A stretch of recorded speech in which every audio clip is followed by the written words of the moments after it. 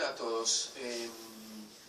Nos habíamos propuesto en la parroquia hacer como una síntesis de la escatología. Como formación puede servir tanto para los catequistas como para cualquier cristiano que quiera que le sea útil en su vida. ¿Qué es la escatología? Es el tratado de la teología que se refiere a las realidades últimas. ¿Qué son las realidades últimas? Lo que está después de la muerte, el juicio particular, el cielo, el infierno, el purgatorio. Y en ese sentido, eso sería un poco la escatología personal, que se llama, y la escatología general, o sea, como para todos, se refiere a la segunda venida de Cristo, la resurrección de los muertos, el juicio universal, cielo y nueva tierra. Bueno, las realidades últimas, ¿no es cierto? Entonces está pensado esto, son 8 o 10 charlas, tocando un tema diferente cada una de ellas. Es para formarnos un poquito y para pensar en esas realidades últimas que no siempre pensamos. Vamos a ver este esquema, que decía escatología personal, escatología general, quizás después tengamos alguna charla sobre el Apocalipsis y algunas charlas quizás sobre relaciones privadas.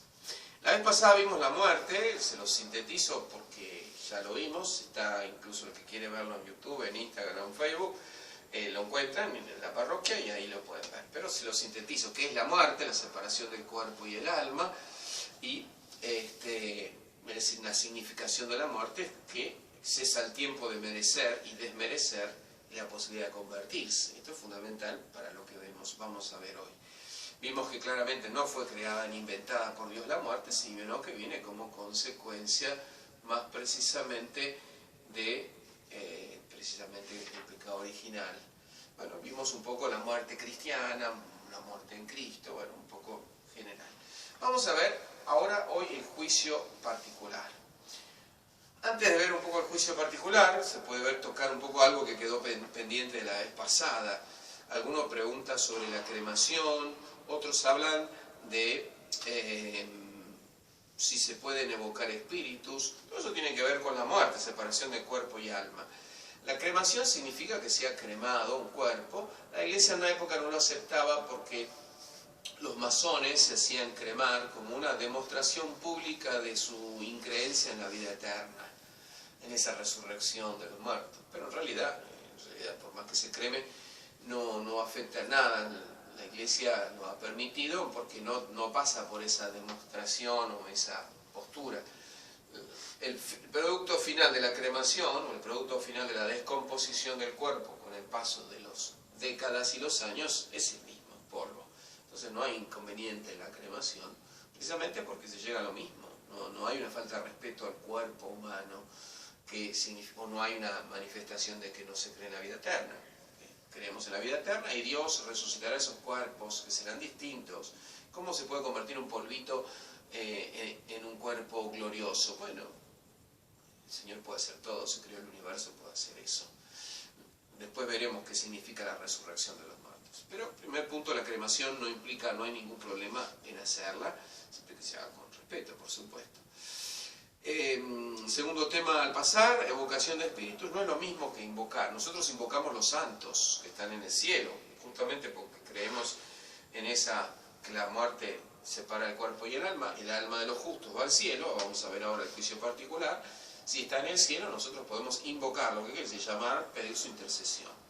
La evocación de los espíritus, como vimos en el libro de Samuel que hizo el rey Saúl, evocar un muerto es como hacen los espiritistas, invocar espíritus o invocar muertos. Eso no está permitido en la Iglesia, nunca lo estará porque significa algo precisamente que va contra lo que nos ha enseñado Dios siempre. Lo pueden buscar en el libro de Samuel, por ejemplo, lo que hizo Saúl, y sin embargo no tiene nada que ver. Evocar espíritus no es de un cristiano. Todo lo que significa, por ejemplo, la macumba, todo lo que significa el espiritismo, todo lo que significa ese tipo de cosas, intentan evocar espíritus para conseguir o saber cosas o dominar las cosas de esta tierra. Eso no es cristiano. Sí, invocar los santos, eso sí, invocar su intercesión de los santos, pero no tiene nada que ver. Es pedir a un santo que me ayude, que está en el cielo, que no quiere decir que yo trato de traer un espíritu para utilizarlo para mi bien, que evidentemente eso no es lo que Dios Dios acepta. Punto también para que tiene que ver con lo que vamos a ver hoy del juicio particular, es un punto también muy actual, que es la reencarnación. Está muy de moda hablar de reencarnación. Suena parecido a resurrección, lo vamos a ver más claramente cuando veamos la resurrección, pero la reencarnación no es cristiana, no tiene nada que ver, no existe la reencarnación. El hinduismo cree que las personas mueren y el alma vuelve, pero se encarna en otra persona o en un animal, por eso no comen carne de vacas, porque creen que ahí se encarnó un ser humano. Nosotros no podemos creer eso, ni lo vamos a creer nunca. Fíjense que es interesante que todo lo que es la New Age, todas esas ondas nuevas, así como la masonería es una secta satánica que es anticristiana, la New Age, un cristiano no puede estar en las ondas de la New Age porque justamente creen otra cosa, no tiene nada que ver con nuestra fe. Ellos creen en la reencarnación. Entonces, hay películas de Hollywood que hablan de, claro, yo estuve en las vidas pasadas, ¿en qué vida pasada estuve? Eso significaría que cuando yo me muero, no viene el juicio particular y voy al cielo, al infierno o al purgatorio, sino que ese alma se vuelve a encarnar, se encarna en otra persona. Bueno, eso nosotros lo consideramos que es una herejía, no es real, no es verdad, es todo un delirio de Hollywood y de la New Age. Fíjense, Hebreos 9:27. Está establecido que los hombres mueran una sola vez y luego viene el juicio. Hebreos 9:27.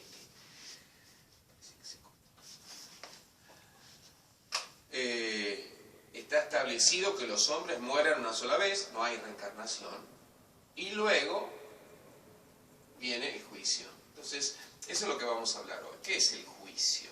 Es decir, yo me muero, mi cuerpo lo entierran, pero mi alma se encuentra inmediatamente con Dios y viene ese juicio particular. ¿Qué significa el juicio particular? Significa que yo soy juzgado personalmente. El juicio universal, como dice el Apocalipsis y como dice Mateo 24, el juicio universal será al final de los tiempos. Dios juzgará a toda la humanidad. Bueno, eso es todo junto, por decirlo de alguna manera. Se llama juicio particular, a diferencia del juicio universal, porque es el mío. Cuando yo me muero mañana, bueno, ahí me voy a encontrar cara a cara con Dios. Y así como nosotros nos encontramos en la conciencia, cara a cara con nuestra verdad, un poquito eso es el juicio particular. Es encontrarme cara a cara con Dios y con mi verdad. Nos pasa en la conciencia nos dice nuestra verdad de nosotros mismos. Eso es el juicio particular. Y allí cada uno, esa alma, irá, si ya está plenamente purificada, al cielo, si está salvada, pero tiene que purificarse, al purgatorio, y si decidió rechazar el amor de Dios, rechazar a Dios y muere en esa pertinacia y muere en pecado mortal sin arrepentimiento, bueno, esa alma irá al infierno para siempre. Ya desde ese momento, desde el momento de la muerte. Suena un poco terrible, pero eso es lo que nos enseña la Iglesia siempre. No hay ningún problema con eso. No hay que tener miedo, no hay que dudar de la bondad de Dios por eso, porque en el fondo al infierno va a ir el que no quiere y rechaza libremente el amor de Dios, rechaza la salvación de Dios. Bueno, al infierno va, en definitiva. Casi podríamos decir que al infierno va el que elige ir. Y eso Dios respeta la libertad humana. Entonces, ¿qué es el juicio particular? Bueno, esto, después de la muerte, el alma, que esa alma es inmortal, ¿eso qué significa? Que cuando yo me muero, yo sigo viviendo. Muchas veces cuando vamos a un velatorio, la gente le dice a los familiares del difunto, bueno, qué lástima, ya no sufre más. Como diciendo, bueno, no sufre, ya pasó la nada. Bueno, eso no es nuestra fe cristiana.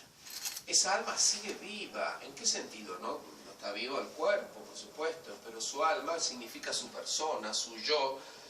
Esa alma sigue pensando, queriendo, amando, como hasta hoy.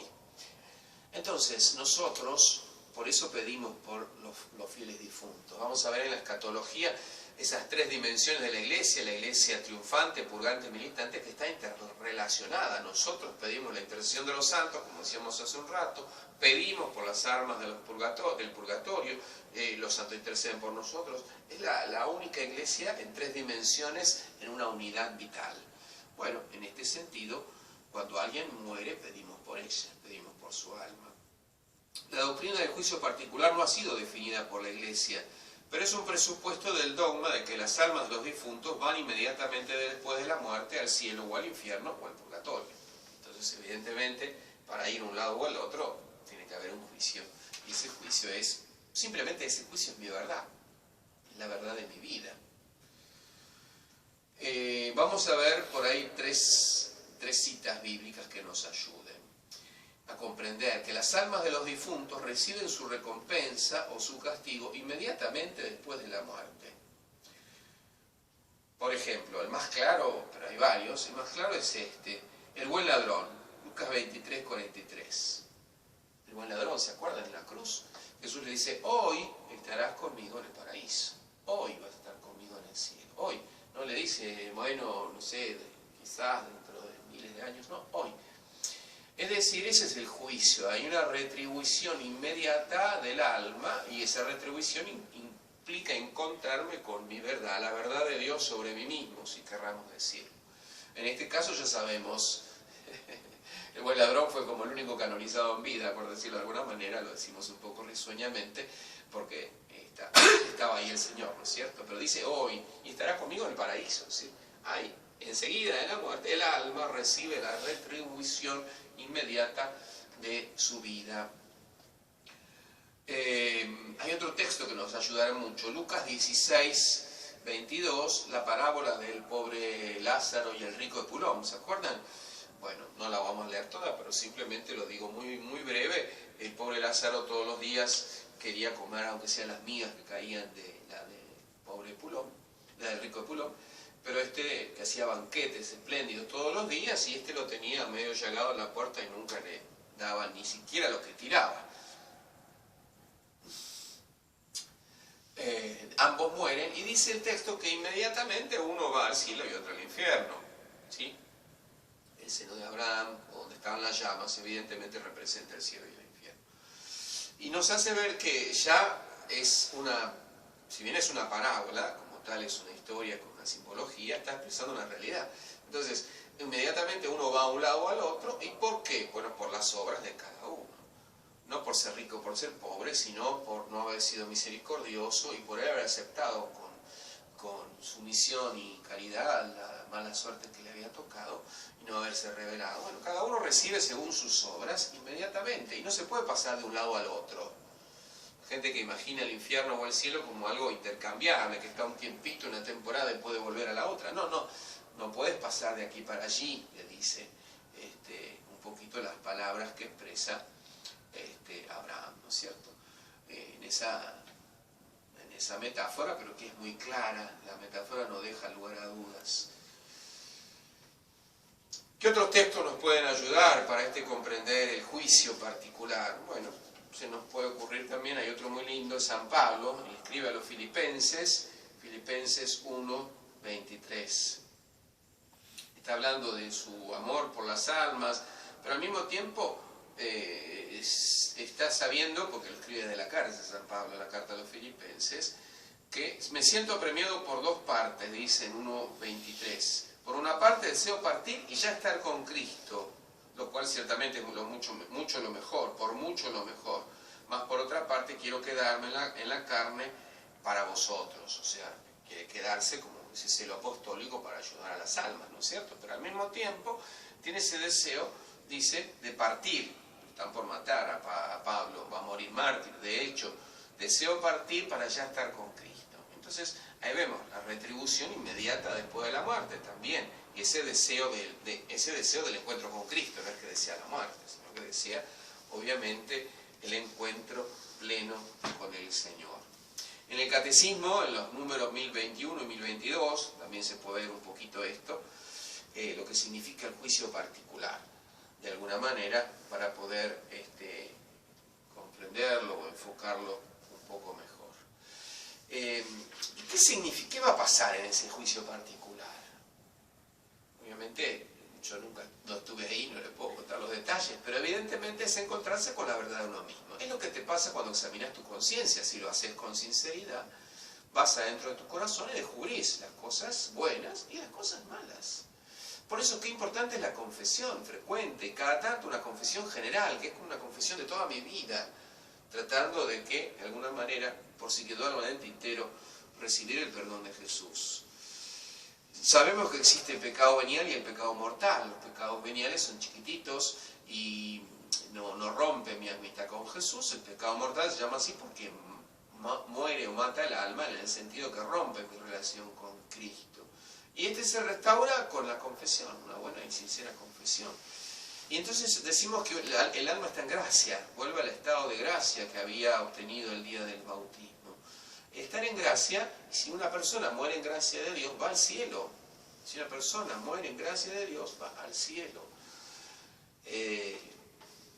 Si muere en estado de pecado mortal, y si no se arrepiente, porque puede existir, no llegó a confesarse, pero existe lo que se llama la contrición perfecta, tampoco vamos a especular con eso, la idea es hacer una buena confesión, ¿no es cierto? Pero puede arrepentirse en el último momento y recibir, aunque sea el perdón de Dios. Esa persona irá al cielo, precisamente el que muere en gracia de Dios. Pero hay distintas personas. Si muere la Madre Teresa de Calcuta y muere una persona que vivió más o menos, probablemente la Madre Teresa de Calcuta, no lo sé, pero supongamos, una persona que ha vivido santamente, si no tiene deudas pendientes, bueno, irá con Dios directo. Una persona que ha vivido más o menos, pero vive en gracia de Dios, pero tiene como muchas cosas que purificar, bueno, eso es el purgatorio. Después vamos a ver qué es el cielo, qué es el purgatorio, qué es el infierno. Y al infierno irá todo aquel, veíamos la vez pasada que la apocatástasis es una herejía, que todos se salvan. Eso se enseña lamentablemente como normal ahora, cuando es una herejía. No, nadie puede decir que todos se salvan, porque está la libertad del hombre. Entonces, ¿quién va al infierno? No es que Dios manda arbitrariamente a alguien allí por placer de hacer sufrir a alguien, no. Ir al infierno aquel que no se arrepiente de su ofensa a Dios y que obcecadamente elige el mal, sobre todo aquel que va por un mal camino y sigue cada vez más por ese mal camino y se va acrecentando su distancia con Dios. Evidentemente llega un momento en que ni siquiera siente arrepentimiento y se acostumbra a lo que va haciendo, y si en el último instante no se arrepiente, bueno, si no se arrepiente, no se arrepiente. Y ahí está un poco por eso que nunca hay que jugar con el perdón divino, porque Dios está siempre dispuesto a perdonar, pero hay que ver si el corazón del hombre está dispuesto a arrepentirse. Entonces está el punto de que Dios no quiere que nadie vaya al infierno, pero el ser humano puede elegirlo. No como tal, nadie elige el mal por sí mismo, sino eligiendo el mal camino, por decir así. Hay personas que mueren y que después como que están por morir y vuelven y hablan que hay una película de la vida, que ven como una película de su vida. Yo no puedo decir qué pasa en el momento de la muerte porque no me he muerto. Pero es como una iluminación de la conciencia, un comprender lo que ha pasado por mi existencia, un recorrer mi vida, que es el juicio particular. Bueno, es mi vida a los ojos de Dios.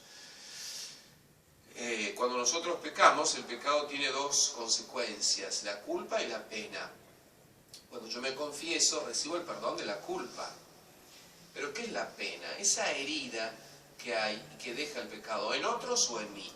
Si yo clavo un clavo en una madera y saco el clavo, está bien, saqué el clavo, pero queda la madera agujereada, ¿no es cierto? Hay una herida en mi alma, hay una herida en otros. Mi pecado puede haber herido a otros en el sentido de lastimar a otras personas. Bueno, por eso no solo recibo el perdón en la confesión, sino tengo que reparar lo que dañé. Hablé mal de alguien, tengo que reparar su buena fama. Es decir, después de la confesión, no solo de la confesión, sino también la reparación, la penitencia. La penitencia cura la pena, pero de ahí viene un poco el sentido. Y también en mí mismo, si yo me acostumbro a pecar, se va produciendo heridas en mi alma. Recibo el perdón cada vez que me confieso, pero si me voy acostumbrado a pecar, mi alma está cada vez más débil, más herida, más enferma. Eso es lo que se llama la pena. Bueno, la pena ¿cómo se cura? Con la oración, con el amor, con la caridad del prójimo, y también con las indulgencias. Es importante aprovechar las indulgencias plenarias porque ellas van como regalo del tesoro de la Iglesia curando esas heridas de mi alma. Que cuando me muera esté en gracia de Dios, esté en paz con Dios, esté de alguna manera curadas esas heridas, y entonces el Señor me regalará el cielo. Pidamos